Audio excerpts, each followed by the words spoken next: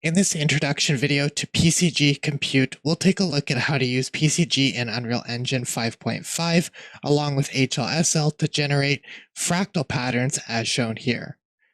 It'll give us a good understanding of how to manipulate points using HLSL and how to generate points using HLSL inside Unreal Engine's PCG. And one thing before we start, since it is the holiday season, if you check out the Patreon, which you can find a link to down in the description below, by using these different promo codes, you can get your first month 30% off or your first year 50% off, but only for this month of December. And what does the Patreon contain? It's over 55 PDF tutorials that contain the information seen in these videos, plus a little bit more information that go over things in a bit more detail, as well as sometimes having additional examples and files and resources along with these videos that are only accessible to those who are part of the Patreon. To begin, I'll start off with a brand new basic level, and I'll make sure that under Edit, Plugins, if we search PCG, that we have our procedural content generation framework enabled and loaded. Next, I'll go and create a PCG volume.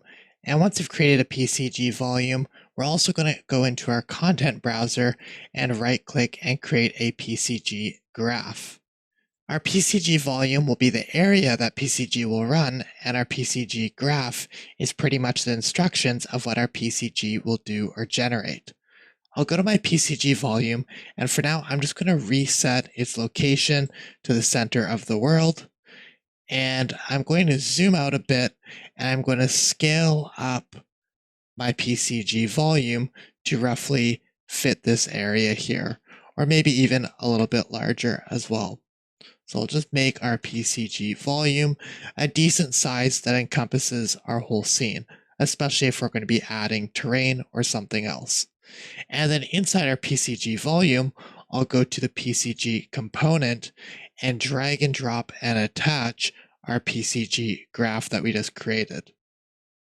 So now that we have this, we maybe want to generate points with our PCG graph. So I'll go into our PCG graph, and you can see that there's really nothing in here right now. So we're going to create a custom node. So I'm going to right click or press tab and search custom, and you'll see under custom HLSL, we can create a custom node. And now on this custom node, we have this kernel type. Kernel type is, do we want to process points, generate points, or do something else? In this case, we want to generate points. So I'm going to set the kernel type to point generator. And then we'll see a number of points that we're going to generate, along with this advanced dropdown, which shows us some input and output declarations, as well as some helper declarations or functions that we can use from Unreal. So we'll talk about those in a moment, but that's going to be the next step. We're going to want to generate some points and add some code here. Currently, we have an input pin here, and maybe right now we don't need that. So I can go to input pins and delete it away. And now we no longer have a input pin, only a output pin.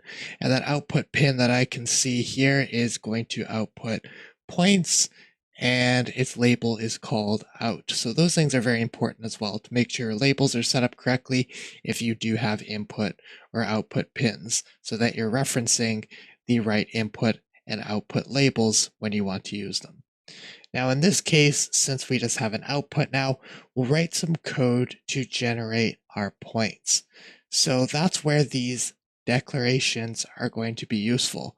If I go here to our declarations, we can see there's a bunch of output declarations, and I can see things like we can output positions or output set position, or we can also have things in here like our input declarations, like the number of points, which will automatically change if we change our number of points here. If I generate 512 points, we see that our variable here called num points changes to 512. So that variable auto updates when you change this.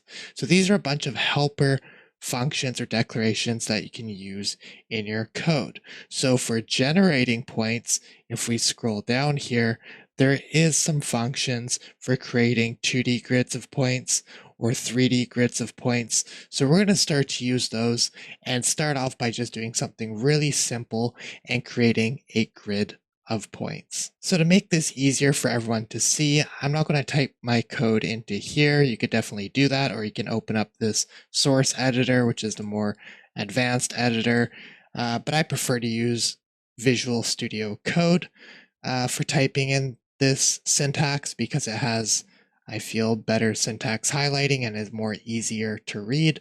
So I'm going to open that up and we're going to start typing our code. And I'm going to start off with creating a grid. So I'm going to use the create grid 2D declaration that they have, our helper function.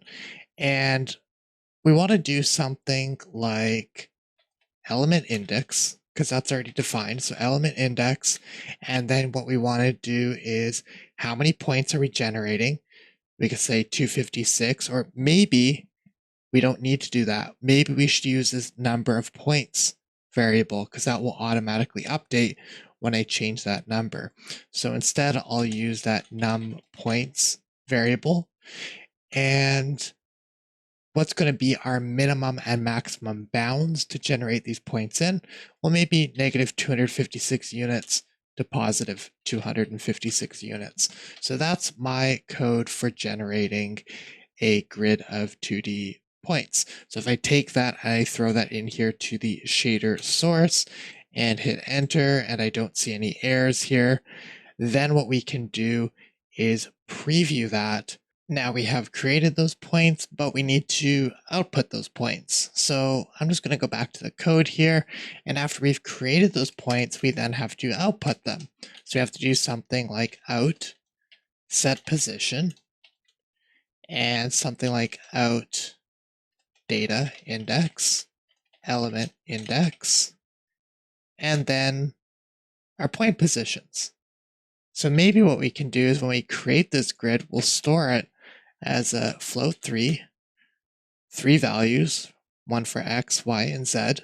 We'll call it point pos, the point positions, and then we'll output those point positions like this. And once we've done those 2 lines of code, and we copy that and put that in here, we check, is there any errors? Okay, there's no errors. I can save that. So I can go on this custom HLSL node. I can press D for debugging and make sure we've saved, and then take a look in the viewport. Do we see those points? Well, it might be hard to see them if they're very small. You know, we don't know how large that distance or that range is. Maybe they are being shown here, maybe they aren't. It's really hard to tell. So in that case, we could go down here and change the scale method of our debugging points. We could do like an absolute size and make them really large, like 10 or something, and then maybe they're easier to see if you have those points somewhere. But I think a better thing to do would be just to spawn some geometry, like actually using some mesh. Now we could go in here and just keep changing this and seeing, you know, is that big enough? Is that actually outputting? You can look here and see if what we're creating here is actually creating any sort of output in the scene. And you can see when I press D there and toggle that debug tag on and off, you see that cube changing. So it is kind of working. The point is 1 or 10. Let's zoom up to that area. So it is there. The points are there. Here they are. So it's a bit hard to tell if your point size is too small or too big, but there's our grid of points. And if we want more points or less points, it doesn't matter. We have that number of points here. If I made it 64, it'll be 64 points. If I do 2048, it's going to be 2048 points. So it'll automatically update when we change that number of points variable because we're using that within our code. But now we're starting to create something. But if you're not in debugging mode and you don't have your kind of preview mesh here for debugging set up, you won't see anything. So maybe what I'll start to do at this point is also use something like a static mesh spawner and just connect that up. So each point will spawn a mesh. What is that mesh going to be? Well, we can go in here on the static mesh spawner and we can set that mesh to be a mesh entry. And maybe I'll use something. Let's keep opening these up. And when it has here what my static mesh is defined as, I'll just maybe use like the PCG cube, just as something to start with as a test. And I'll save that. And now we can look into our scene and we got our cubes there. Now the cubes are maybe the wrong scale. Like maybe they're too big, maybe they're too small. How do we set the size of the mesh? And I can see they're underground as well. So maybe I want to push them above the ground. Or maybe I want to make them smaller and push them above the ground. So we have to start changing our code to make those things happen. So going back to our code, if we want to push things above the ground, we have to set their Z position. So right now we're setting our point position here, but maybe what we can do is set the point position for Z to be at a very fixed or a specific height. So I'll do something like point position dot Z equals maybe 15. And that's really it. And that will set the Z position to 15 for every single point. And we'll put that back into our Unreal code here. Make sure there's no errors. If you see this have a little kind of cancel sign on it, it's just because down here, I'm just clicking on this new PCG graph. And if you change what you're selecting here, it'll disable or enable nodes. It won't affect anything right now, but just in case you're wondering why that showed up.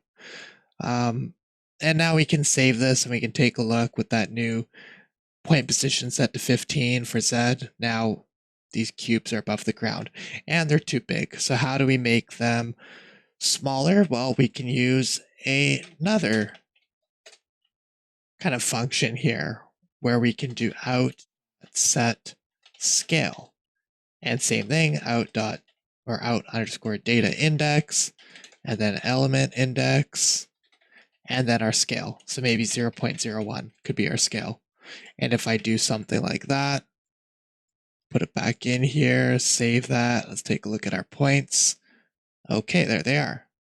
They're a lot smaller, maybe too small. So I can go in here, maybe set them to 0.05. Save, and now they're much bigger. So now we have our points. And we can do more number of points. I do 8,000 points. It just updates, and now we have 8,000 points. So it's really quick. So now that we can generate some points, we can change the scale. We can change the height of them.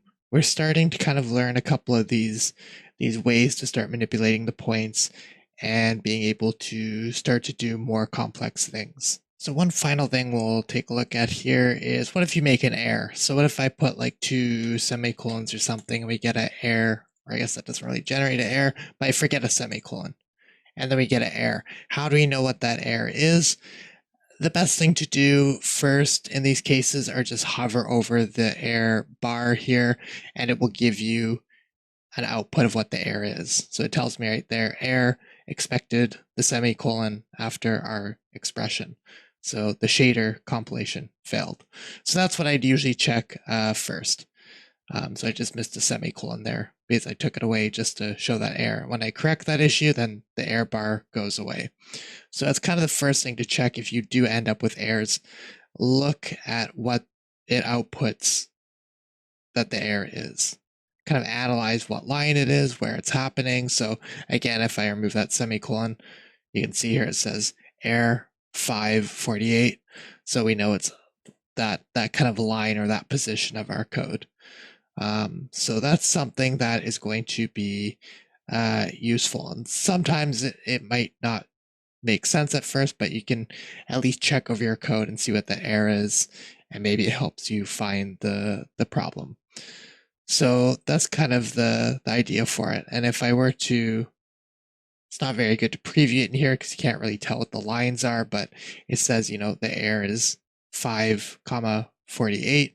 If I were to go back into Visual Studio Code and paste these lines, you could see the error does occur on line 5. I didn't have the semicolon there. So again, why I prefer to use Visual Studio Code, just easier to look at the code than in that tiny little text bar inside of Unreal. So let's do something more interesting now. Now that we can generate points, we can scale them, let's create some fractal patterns. So same thing, we're just gonna continue with what we have here. We got our point positions, we're creating a grid 2D. Great.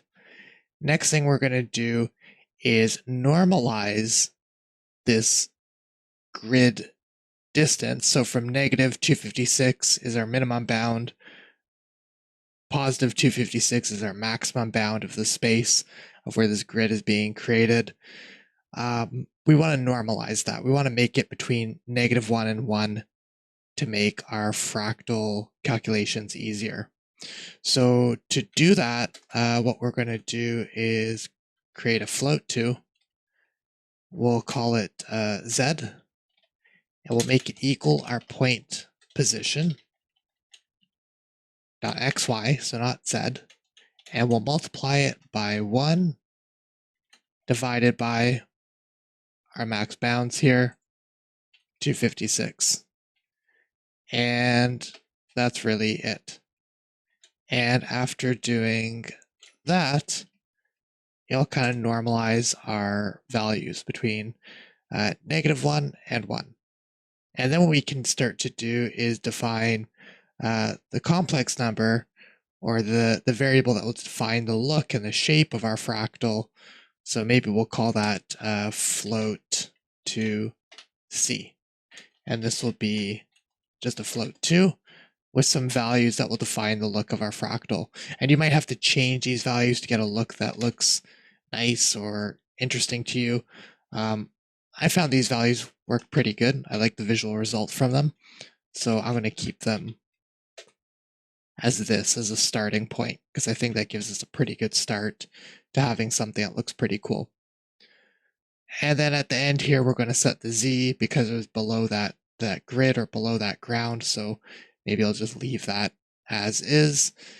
And then the next thing we have to do is figure out how do we make these points visible or not visible. Right now, we've talked about generating points, about scaling them, but what if you want the point to be deleted? In PCG, we could pretty much just make the scale 0, and that's kind of like deleting it. It will no longer exist really, or it won't display anything for it. So what we're going to do is we're going to define a new variable called scale. So there's something like float scale, and I'll just make it equal 0. So this way, all the points will have a scale of 0, so they don't exist by default, and then we'll set the scale for things that we do want to show up. And to generate our fractal, we have to do a loop. So what I'm going to do is a for loop. So I'll do something like for, and I'll do something like define an integer called I. I'll make it equal 0. If I is less than 128 loops, we'll add 1 to I, and then run whatever we have inside this bracket. And what we're going to pretty much do is check the magnitude of Z here. And we're going to see if that exceeds our escape condition or exceeds a value. And if it does, then this for loop will just break out and it won't continue anymore. It'll just pretty much stop it and skip over it and just go on to the next thing.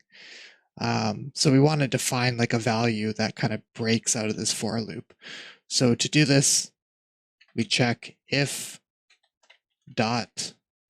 So we're checking our magnitude of Z, and if that is bigger than our escape condition, which will be maybe something like 8, and again, you can change these values, it'll change the look of the fractal, but if it is bigger than that condition we're specifying there of a value of 8, it'll break out and no longer continue the for loop.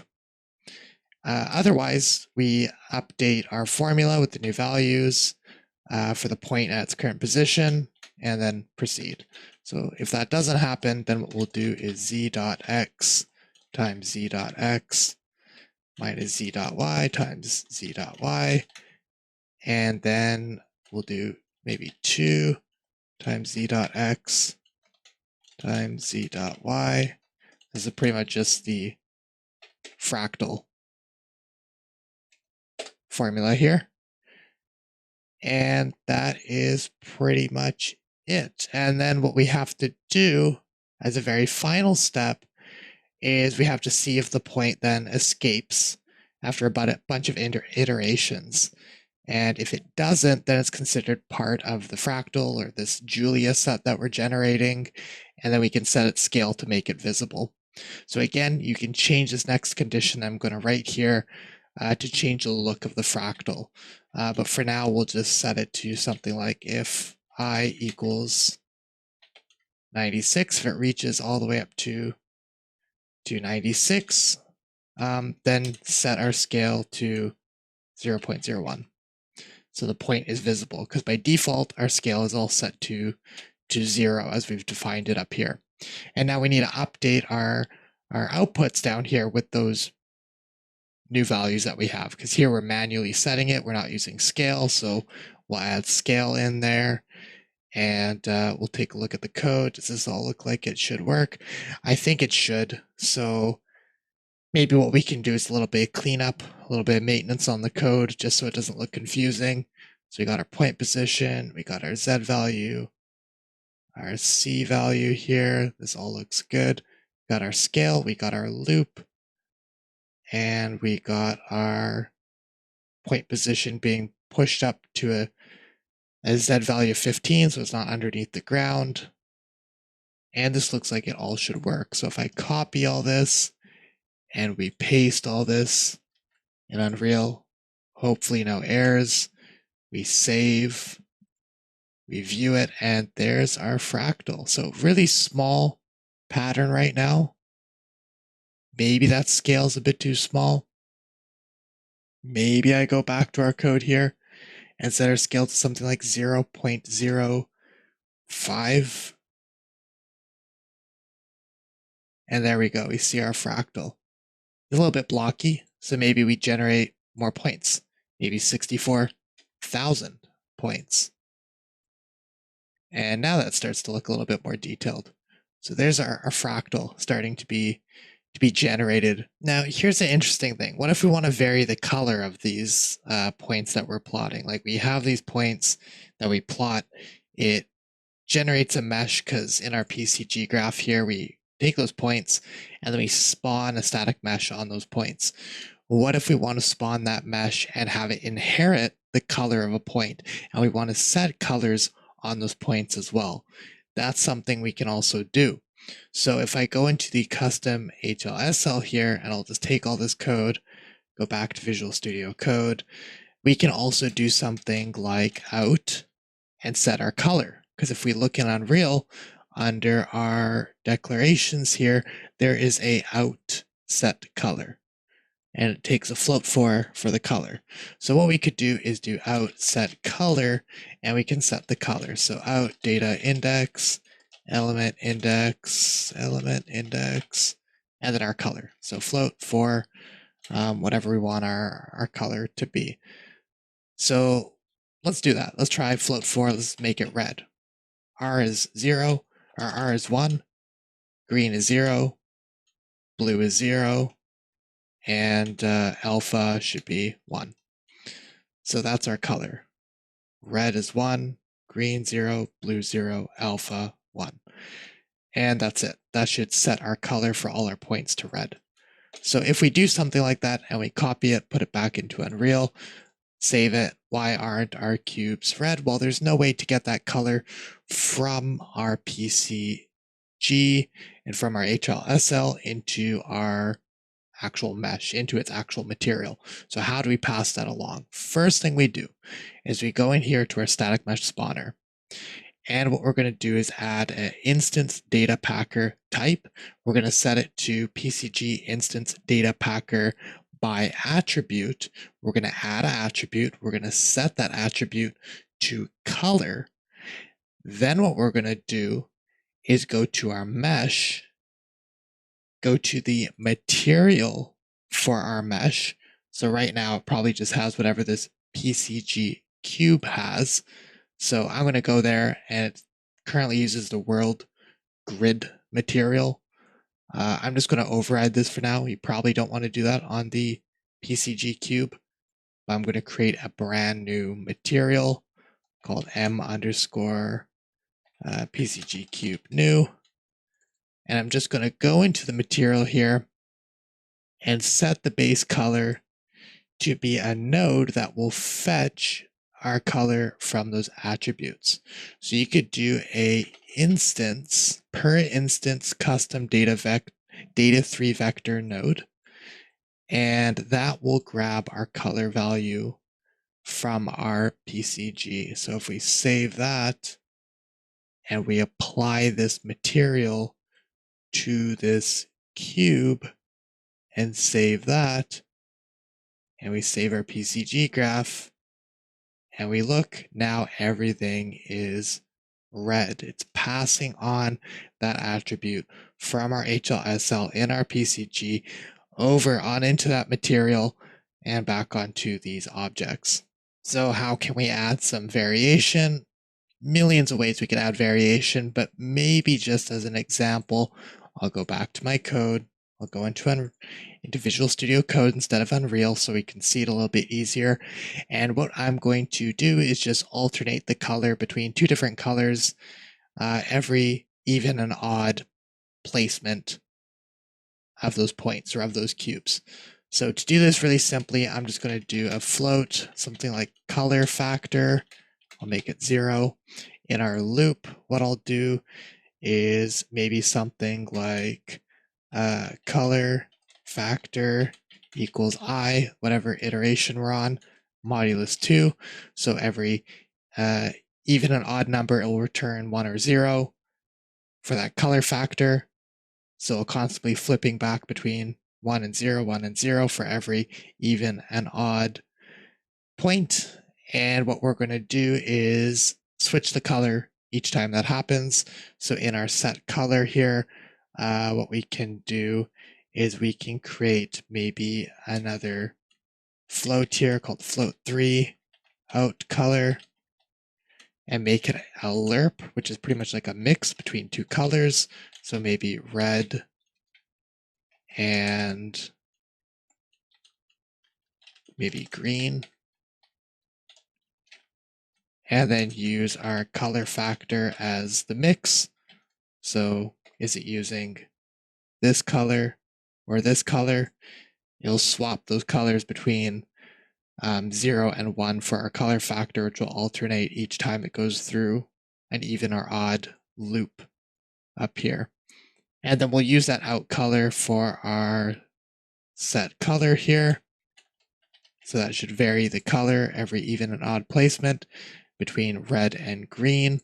We should be able to take all this code, assuming I didn't make any mistakes. And actually, I would have made a mistake here because this is red, green, blue, but the set color function takes a float for red, green, blue, alpha. So what I actually have to do is do float 4, put in our float 3, and then add the alpha value to it, which will always be 1. So it's always solid with that color and not transparent or anything. And now we can take all that code, throw it into Unreal, save it. Do I have an error? Let's see. Expected 1 element and have 3 on line 18, 19. Let's take a look. Line 18, 19. So these two lines, I got comma, comma. Oh, forgot float 3. Let's put float. There we go. Silly mistake. Throw it back in here. All good. And now we have our colors varying. Now they flicker because the points are too big. So I'll jump back to the code for a moment. Set the size of the points, the scale, instead of 0.05, maybe 0.025. There we go. So now you can see how the points vary in color. And we can make this a lot more detailed. Like if I really want to, I could make the points 0.005. Now they're super tiny, but we could maybe create 512,000 of them. That's a lot of points. And there they are. 512,000 of these points, depending how far it spans out. But it's very fast with PCG. You know, I could do 1 million points. And it's very quick for it to create all those points. So there you have it. We can now start to do more complex things utilizing PCG and HLSL. Now, what if you want these points to snap to a terrain that you have? Well, if you are part of the Patreon, you'll get access to additional content in the PDF that goes over how you would be able to do that, how you'd be able to take this and snap these points to an existing terrain that you have. If you enjoyed this video or you learned something new, don't forget to like and subscribe, and don't forget there's that December promotion going on right now, 30% off your first month or 50% off your first year, and that would give you access to the PDFs for this video, which contain the information we went over in this video in a little bit more detail. So it also goes over how you'd be able to take these procedural fractals and bind them or attach them to your terrain as well. So if you are interested in that, check that out down in the description below and let me know what other types of content you'd like to see.